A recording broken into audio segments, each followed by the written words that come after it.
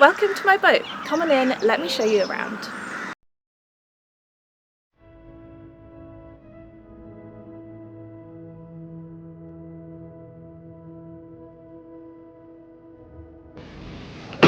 So many of you have asked me to do a boat tour. Today we're gonna actually do it. I bought the boat about 3 months ago. This is sort of the before tour, and I will change a few things and develop it, and you'll hopefully get to see the boat as I progress and make it really beautiful. So this is the main living space. I've got this big chunky sofa here, which definitely isn't very space efficient, and it's pretty comfy, and I use the underneath of it for storage, so it's sort of fine for now. But I do kind of want to build my own custom, like, modular sofa.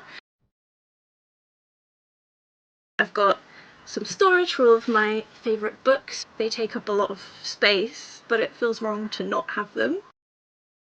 I should probably also tell you about my power situation, because I do get a lot of questions about that. Currently the boat runs on solar power. Usually boats also get powered by running the engine, that would charge the batteries, but something's gone a little bit wrong there and my engine is not charging the batteries. That basically means that I've had almost no power through winter because there's not a lot of sun for the solar. Definitely not enough to power a fridge. So at the moment I'm just storing my stuff under here because it's winter, it's pretty cold. I do survive on more than just oat milk. This is not an ad.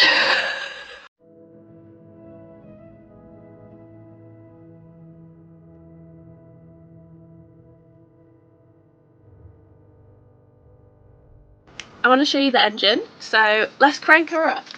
The engine is something which I struggled with a little bit to start with because there's definitely a knack to it, but I think, hopefully, figured it out now. So let's see if she starts.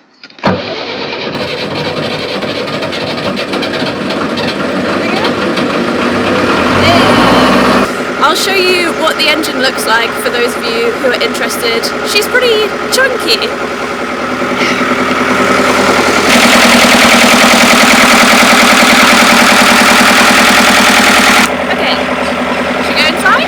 This is where I keep my jackets. That's about all there is to say about that. Now I want to show you the kitchen, which is the heart of the boat.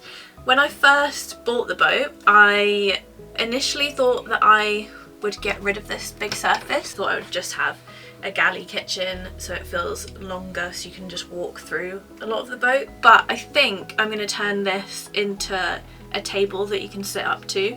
So yeah, I'm glad I didn't immediately change everything as soon as I moved onto the boat because I've learned how I want to live in the space. So I've got this very old school ray-burn, which is how I heat the whole boat. I basically make a little fire in this side of it, and it's got a back boiler on it, so it heats water that goes through to a radiator in the bathroom and then a pipe that goes through to the bedroom, and it keeps the whole boat nice and cozy. And you can also cook on it as well. You can cook food in this side of the oven and on top, which is great. I just love sitting and making a little fire in the evenings. I find it super meditative and calming. It's probably one of my favourite parts of the boat. This bit on top of the ray-burn gets nice and toasty when I've got a fire going, so I can put my coffee on top of there to keep it warm. Got a few little jars of interesting concoctions here. I've got some calendula infusing in oil. It's just dried calendula steeped in oil. And then the same with rosemary, which is great for your hair, and some kombucha, which doesn't look as cute. Looks kind of terrifying. This is the hatch, which is probably a highlight. I will see you on the other side. I just love the hatch. It is so good. One of my favourite things about living on a boat is the fact that I'm always moving, so I always get new views, and I've been able to open up the hatch and feed swans and ducks straight out of it. But now I'm facing out onto the towpath, which is also a little bit different. I can wave hello to anyone walking past, which is quite sweet. She's great. And of course, I have to have a little shrine to my book, Dopamine Gardening, which I'll obviously put a link to in the description. I've got some dried herbs and things hanging up, but I love that it adds a little bit of whimsy to the space. As you might know, I am a gardener, so I've got to have my little collection of pumpkins. These were all homegrown, but I do also have this fear, for some reason, since moving onto a boat, that I'm gonna run out of food and maybe I'll be cruising somewhere in a really remote location far away from shops. Not sure why that worries me so much. The best thing is that pumpkins last at room temperature for about 9 months, so if I've got pumpkins in my head, I will never go hungry. Hello, if you follow me through here, I'll show you the bathroom. Hello! Where better place to give you a bathroom tour than from in the bath?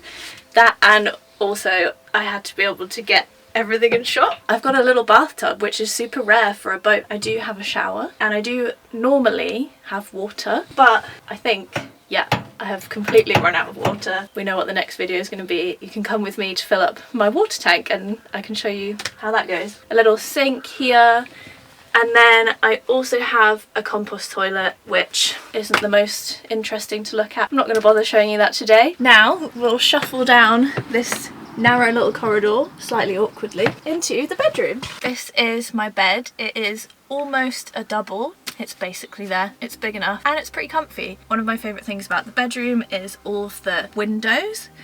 You'll probably notice I have so many of these like little rechargeable lights dotted around the boat, and that's because of my power situation. It's nice to be able to still live my life while I've got basically no power. It's quite difficult getting ready in the mornings as well. I pretty much have to get ready on the bed, or like squeeze into this little space and check my outfit in a tiny little mirror above the bed.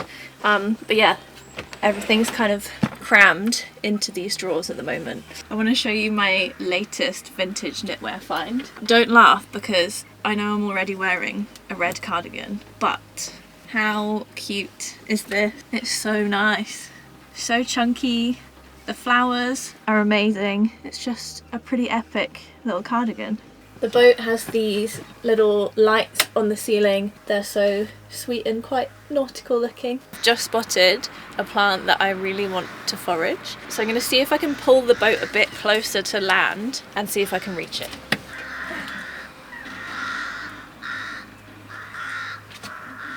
Oh, I don't think we're going to get close enough. It's just on the bank over there. I'll have to do it the normal way and actually just walk to it. This is the plant I spotted from the boat. It's called crow garlic and it looks just like grass really, but it's a little bit bluer and hollow in the centre, and it's basically a really good alternative to chives. It tastes and smells really garlicky and it's super delicious. Right outside of the bedroom I've got this tiny garden space. I've got a little bench here so I can sit and drink a cup of coffee or a tea. Not that I've used it very much at this time of year because it's usually raining. Sorry about the crows, by the way. They're very noisy. We seem to be moored in a bit of a crow spot. I'm really looking forward to making this the space that I want it to be. Hopefully it will change and progress and I'll turn the whole roof into a big floating garden. I'll show you the progress as I go as well. I hope that you enjoyed my little boat tour. Make sure to subscribe, obviously, if you want to see more boaty content, and let me know in the comments what else you would like to see, because this is a whole new thing that I'm starting.